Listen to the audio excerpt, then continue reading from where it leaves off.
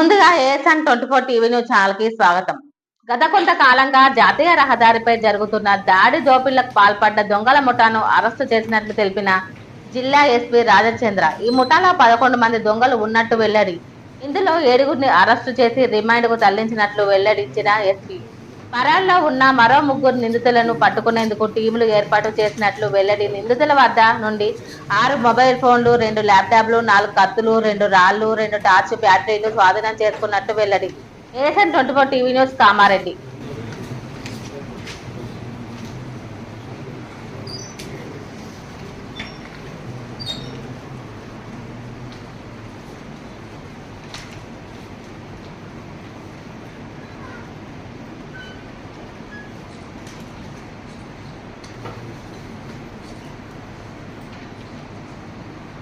వాళ్ళని చంపడానికి కూడా వాళ్ళు వెళ్తారు.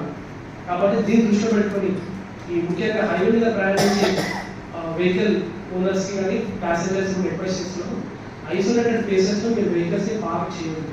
ఎక్కడైనా మీకు రెస్ట్ తీసుకోవాలనిపిస్తే ఎక్కడైనా పార్కింగ్ స్లాట్స్ ఉన్నాయి, లేకపోతే రెస్టారెంట్స్ ఉన్నాయి, అక్కడ మాత్రమే మీరు పార్కింగ్ చేసుకొని మీరు రెస్ట్ తీసుకోవాలని. తప్పితే మీరు హైవేలో రోడ్డు పక్కన బండి ఆపుకొని పడుకోవడం కానీ, రోడ్డు పక్కన బండి ఆపుకొని ఇంకేదో మీరు చేయడం కానీ చేస్తే మాత్రం ఖచ్చితంగా ఇటువంటి అఫెన్స్ అయ్యే అవకాశం ఉంటుంది. ఇవి కాకుండా కూడా అట్లీస్ట్ వెనుక నుంచి హై స్పీడ్ లో వెనుక వచ్చి దాన్ని హిట్ చేసే అవకాశం కూడా చాలా ఎక్కువ ఉంది. సెకండ్, ఈ ఇన్వెస్టిగేషన్ మొత్తం కూడా మాకు ఒక చిన్న క్లూ నుంచి, ఒక పంక్చర్ షాప్ ఓనర్ మాకు ఇచ్చిన క్లూ నుంచి కూడా ఈ మొత్తం కేసు మొత్తము డిటెక్ట్ చేయడం జరిగింది. ఆ ఓనర్ కూడా మీ అందరి సమక్షంలో కూడా ఐ వాంట్ అప్రిషియేట్. ఆయన ఇచ్చిన చిన్న క్లూ, లాస్ట్ ఇయర్ ఒక కేసు రిపోర్ట్ కాని కేసు ఇటువంటి జరిగింది సార్ అని చెప్పి మా దృష్టికి తీసుకురాకపోతే ఈరోజు ఈ జ్ఞానం మాకు దొరికేది కాదు. So I whole heartedly thank you. And ఒకసారి మీ అందరి సమక్షంలో కూడా ఆ పర్సన్ని అప్రిషియేట్ చేయాలని కోరుతామని. అయినా క్లూ ఇయర్ మాత్రం ఈ జ్ఞానం మనకు ఇప్పటికీ దొరికేది కాదు. గత ఏడాది ఒక కేసు ఇటువంటి ఇన్సిడెంట్ రిపోర్ట్ అయితే దాన్ని గుర్తుపెట్టుకొని ఆ ఓనర్ డీటెయిల్స్ మనకి ఇవ్వడం ద్వారా మనకు ఈ ఎంటైర్ అఫెన్స్ కూడా మనకి డిటెక్ట్ అయింది. So thank you.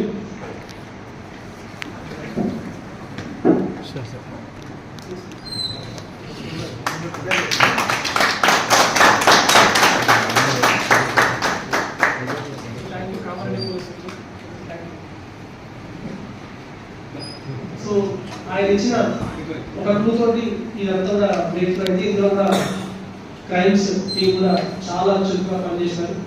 ఇదే కాకుండా కూడా మన రూరల్ పోలీస్ స్టేషన్ ఇన్స్పెక్టర్ గారు, సిఐ గారు అండ్ సదాశివ గారు, సిఐ గారు కూడా చాలా యాక్టివ్గా పనిచేసుకొని వీళ్ళందరూ వీళ్ళ తెలుసుకొని వీళ్ళ డేరా ఎక్కడ ఉంది, ఎక్కడ వీళ్ళు వెపన్స్ ఉన్నాయని చెప్పి చాలా చాకచక్యంగా మనం పట్టుకోవడం జరిగింది. వీళ్ళు చాలా యాక్టివ్ పార్టిసిపేషన్ ఉంది. అండ్ ముఖ్యంగా ఇద్దరు ఆఫీసర్లు, PC Ravikiran and PC Ravikiran Devarapalli and PC Ravi SS Nagar, ఈ ఇద్దరు ఆఫీసర్స్ కూడా చాలా కష్టపడి చాలా లీడ్ తీసుకొచ్చి ఈ కేసు వర్క్ చేయడం జరిగింది.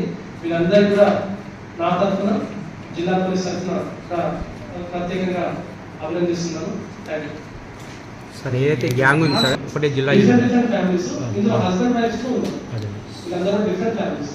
సార్ నాకు సార్ 4 years బ్యాక్ వీళ్ళు ఒక పోలీస్ టీంల మీద కూడా దాడి చేసినట్టు తెలుస్తుంది సమాచారం. వాస్తవం ఇది మొత్తం వెరిఫై చేస్తున్నాం. వీళ్ళ ఆపరేషన్ ఎలా ఉన్నారంటే వీళ్ళకు ఎన్ని అఫెన్సులు చేసినా గుర్తుకు రావట్లేదు.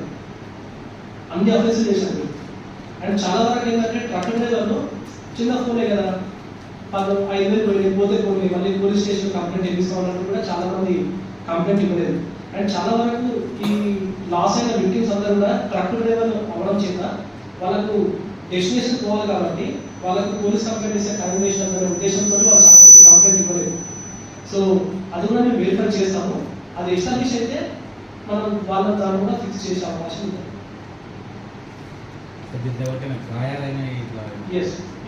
ఇందులో మనకు రీసెంట్ పాస్ట్ లో మన దగ్గర ఈ సంవత్సరంలో 3 కేసులు ఎదుర్కొంటాయి. అందులో 2 కేసులు గాయాలు చేశారు. అందులో ఒక కేసులో బ్లీడింగ్ ఇంజరీ అయింది, ఇంకో కేసులో కర్రతో కొట్టారు, ఇంజరీ అయింది కానీ బ్లీడింగ్ ఇంజరీ కాదు. ఒక కేసులో జస్ట్ బెదిరించి తీసుకెళ్ళిపోయారు, అందులో ఇంజరీ చేయలేదు. వీళ్ళ స్టేజ్ మనం ఇలా పట్టుకుంది మెదక్ జిల్లాలో వీళ్ళు డేరా వేస్తున్నారు చేపూడ దగ్గర.